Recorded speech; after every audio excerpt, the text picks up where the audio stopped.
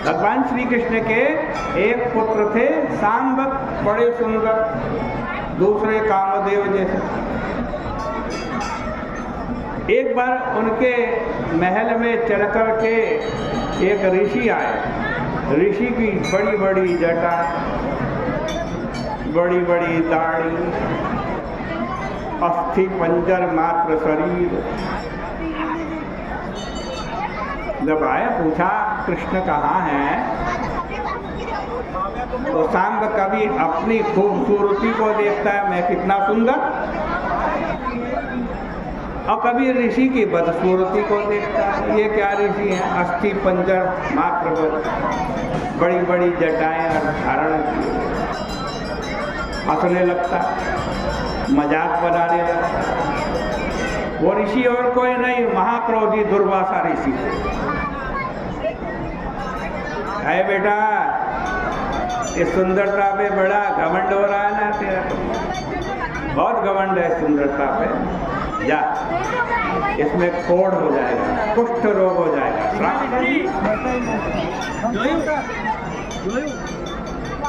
श्राप देते ही कुष्ठ रोग हो गया। अब तो सांब बड़े दुखी, क्या करूं? अपने पिताजी के पास गए, भगवान श्री कृष्ण के पास, और कहा पिताजी अब तो मैं आत्महत्या करना चाहता हूँ, मरना चाहता हूँ, ऐसे शरीर को के साथ जिंदा रहना है नहीं सकता। भगवान ने कहा बेटा अपराध भी तो बहुत बड़ा किया, उस ऋषि का तूने शरीर देखा, तपस्या नहीं देखी।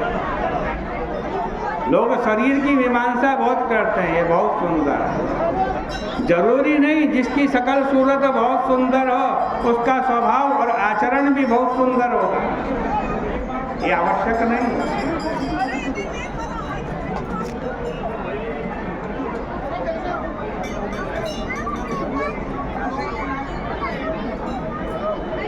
राजा जनक की सभा में एक बहुत बड़ी सभा बुलाई राजा जनक ने, बहुत बड़ी सभा, बड़े बड़े विद्वान लोग उसमें आए, बहुत विद्वत सभा थी। एक ऋषि भी आए, वो थे अष्टावक्र, 8 जगह से टेढ़े मेढ़े, चलते भी तो कैसे लगते थे, बड़े विचित्र लगते थे। जब सभा में पहुंचे और टेढ़े मेढ़े चल के पहुंच रहे थे, सारे ऋषि लोग उनको देखकर, बड़े बड़े विद्वान, उनकी भी हंसी रुकी नहीं, जोर जोर से हंसने लगे। जब हंसने लगे तो अष्टावक्र उनसे जोर से हंसे, वो विद्वान हंसे, अष्टावक्र उनसे जोर से हंसे। अब विद्वानों ने पूछा महाराज तुम क्यों हंस रहे हो? अष्टावक्र जी ने पूछा तुम क्यों हंस रहे हो?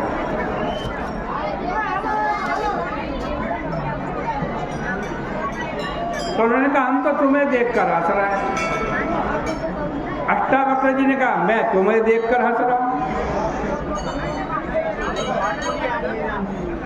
तुम तो टेढ़े मेढ़े चल रहे हो इसलिए हंसी आ रही है, इसलिए हंस रहे हैं।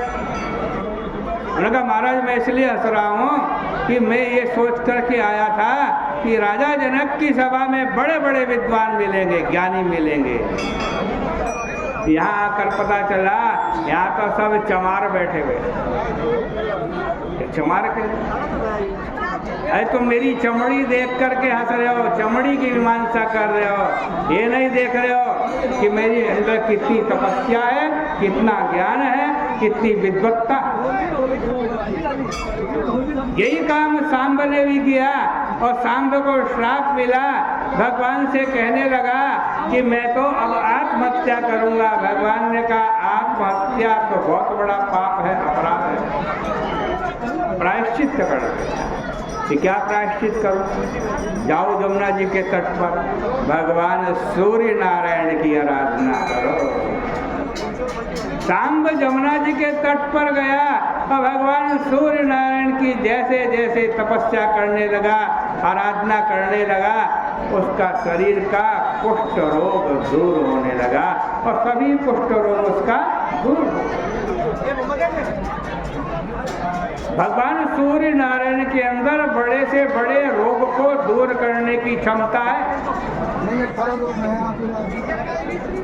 सूर्य चिकित्सा है आज भी। कैंसर जैसे रोग में सूर्य का ताप दिया जाता है। बड़े बड़े रोगों की औषधियाँ सूर्य की किरणों से बनाई जाती हैं, उनमें तपा करके सूर्य किरणों। तो जो आप आज के दिन भगवान सूर्य नारायण की पूजा कर रहे हो तो वो व्यर्थ नहीं जाने वाली है। जो मांगोगे सो मिलेगा। मैं तो देखा हूँ बहुत लोग, बहुत माताएं बहनें करती हैं, और जो वो संकल्प करती हैं भगवान सूर्य नारायण उनके उन सभी संकल्पों को पूर्ण कर देते हैं।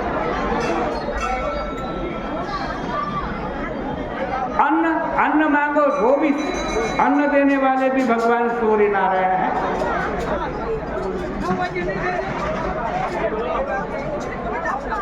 अन्न देने, जब से ये सृष्टि बनी है तब से लेकर अभी तक और आगे भी जो अन्न हमारे को मिल रहा है या औषधि मिल रही है वो सूर्य नारायण की कृपा से ही प्राप्त हो रही है।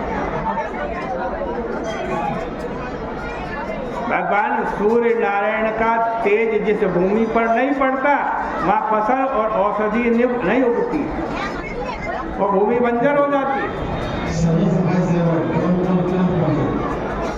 हम बीज डालते हैं, सूर्य की किरण पृथ्वी को फोड़कर बीज तक पहुंचती है और उस बीज के अंदर अंकुरित होने की शक्ति उत्पन्न करती है, पल्लवित होने की शक्ति उत्पन्न करती है।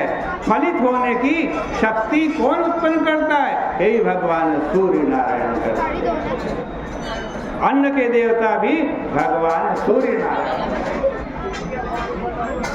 देखो क्या हुआ, एक बार जब महाभारत की कथा है, युधिष्ठिर जुए में सब कुछ हार गए, राजपाट सब कुछ हार गए, वनवास मिल गया उनको वन में। अब युधिष्ठिर और सभी पांडव, द्रौपदी माता, कुंती सब वन में जाने लगे अज्ञातवास।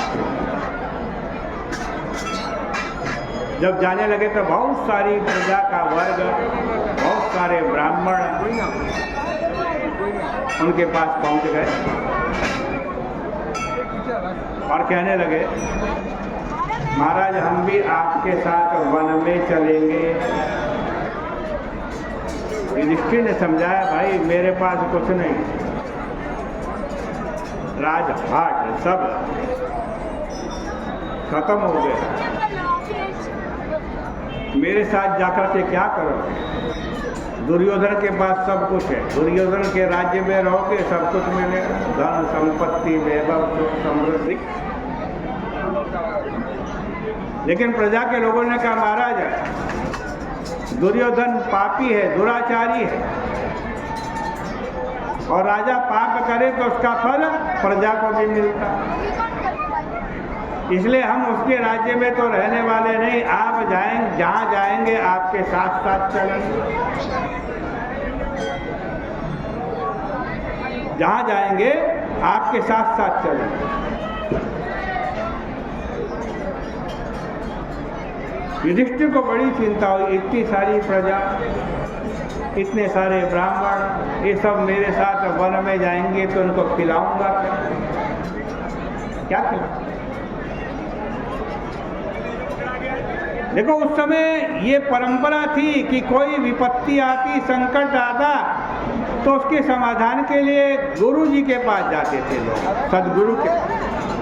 धौम्य ऋषि थे, उनके पास पांडव पहुंचे और अपनी समस्या रखी, महाराज क्या करें, इतनी सारी प्रजा ब्राह्मण हमारे साथ वन में जाने को तैयार है,